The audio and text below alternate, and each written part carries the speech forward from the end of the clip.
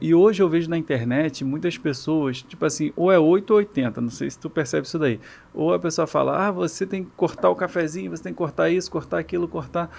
Ou então é ao contrário, a pessoa fala, não, você não tem que cortar nada. Então, acho que o seguidor que está endividado, ele fica assim, cara, eu escuto um fala que tem que cortar, o outro fala que não tem que cortar. E eu tenho muitos alunos que acontece isso, beleza, mas eu tenho que viver também. Aí não tira o iFood, aí não tira o Uber, podendo ir de ônibus para sair mais barato, o cara não quer sacrificar em nada. Como que você vê? Qual a dica que você dá para essas pessoas? Tá, eu sou um pouco mais do time da história do não tem que cortar nada. Mas não é porque você não vai cortar nada. É porque eu acredito que não seja por aí que você começa a dominar a sua vida financeira. Não é pensando em corte. É pensando, visualizando o seu futuro e pensando no que você quer fazer com o seu dinheiro. Então, ao invés de você olhar para a sua vida financeira e pensar, o que, que eu vou cortar? Porque a gente vai acabar cortando aquilo que é o mais supérfluo, que não é tão necessário, né?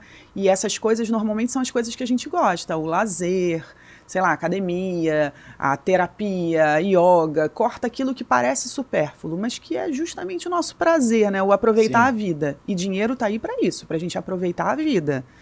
Então a gente corta tudo isso. Aí aquelas coisas obrigatórias que a gente não está afim de pagar, o aluguel, o condomínio, o financiamento e tal, né, que é tudo aquilo que a gente botou na nossa vida, né? A gente não está afim de pagar, mas foram escolhas que a gente fez. Mas isso não tem como cortar. Então a gente acaba cortando o que é o prazer.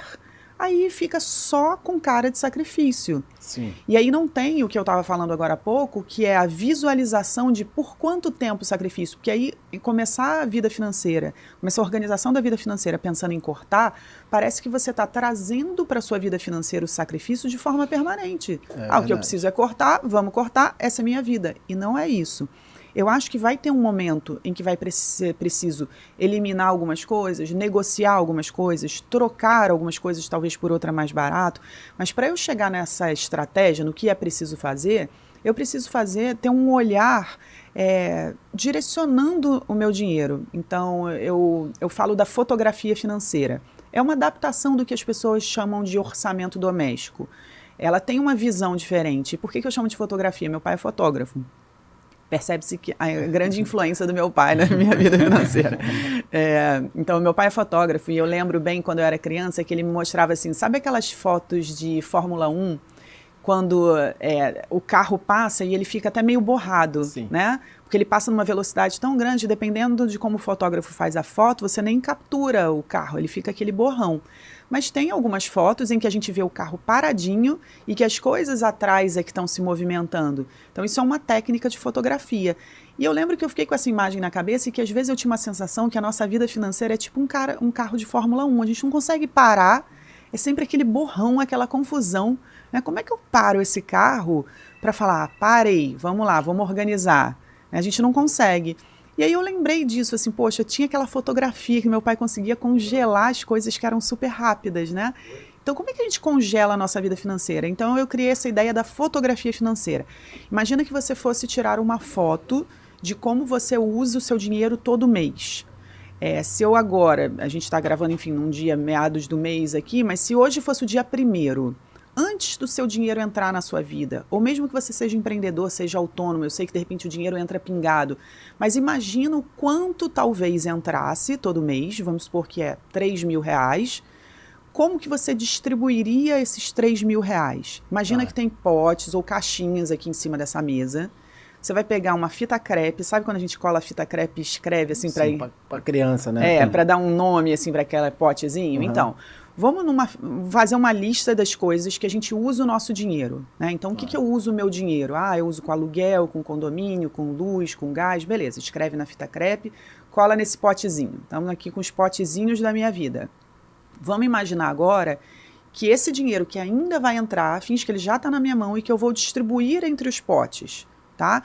Então eu já sei quanto vai para aluguel, eu já mais ou menos sei uma média de luz, imagina aí quanto deve ser, né, a cada mês, do gás, do condomínio, mas não pode esquecer de pote, não pode mentir para si mesmo, como diria Renato Russo, mentir para si mesmo é sempre a pior mentira, né? É verdade. Então tem que ter o pote do lazer, As mulheres têm que ter o pote do salão, da manicure, né? Os homens que cortam cabelo e fazem a barba no salão também, cuidados pessoais, o mercado, a farmácia, a padaria. Quando eu falo isso, tem gente que fala assim, ih, não vai dar, é muito pote. Mas olha a importância da gente fazer essa análise. Sim. Porque se é muito pote, você está usando o seu dinheiro sem pensar no que você está usando.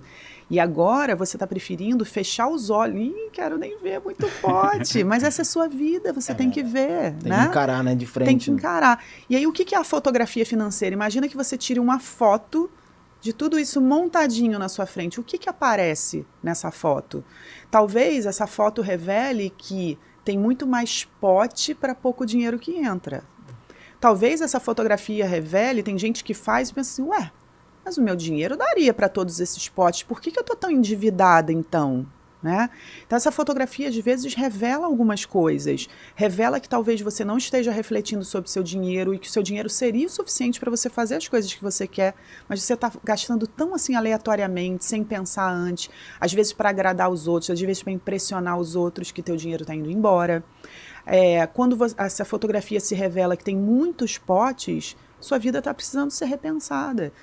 Pensa em como temporariamente você pode adaptar. Foi o que eu fiz quando eu, de repente, me vi com R$1.200 por mês e sem o dinheirinho para ir lá tirar para os potes que eu queria usar. Que potes eu vou precisar tirar? Então, mais do que cortar o gasto, é meio assim, qual é o pote que eu preciso eliminar, que eu preciso negociar? De repente, o meu plano de celular pode ser mais barato. De repente, eu não preciso da TV por assinatura durante um ano até que eu me reequilibre. Eu fico só com a Netflix, né, por exemplo. Exatamente. Então, não é então tem que cortar gastos. Percebe que antes de cortar, a gente teve uma conversona aqui sobre uma porção de coisas que a gente precisa pensar antes. Então, eu não acho que o cafezinho não faz diferença. De repente, o pote do cafezinho ali está super gordo e pode fazer diferença sim. Mas eu também não acho que a gente tem que sair cortando tudo sem essa reflexão antes. Sem pensar no que eu posso trocar, eliminar, reduzir, por quanto tempo eu vou eliminar. Né? Então, esse é só um primeiro passo do que eu acho que precisa ser feito numa organização financeira. Então, é um olhar de futuro. Tem muita gente que diz assim, entendi. Então, eu posso pegar meus 3 últimos extratos e fazer uma análise dos extratos? Não. Sabe por quê? Porque os 3 últimos era o Gabriel gastando sem pensar. Era o Fagner... né? Não deixa a vida me levar. Esse cara já foi, né? Já foi. Transforma esse cara, transforma essa mulher. Não é mais essa pessoa. Sim. É uma outra pessoa que vai agora olhando para frente, né? O que você quer fazer a partir de agora? O que você quer, o que você pode, o que você deve fazer com o seu dinheiro a partir de agora? Essa pessoa sonâmbula que estava... vou gastar meu dinheiro sem prestar atenção, essa não tem que existir mais, tem que ser uma pessoa ali, presente, olhando para a fotografia. Sabe aquela coisa do antes e depois, que a gente põe uma foto nossa meio gordinha assim na geladeira e eu quero mudar? Então, faz a fotografia e diz, eu quero ser essa pessoa agora, e não mais a dos 3 extratos. Verdade, porque se você não encarar o seu próprio problema, ninguém vai chegar e vai falar. Ninguém, esse é o ponto.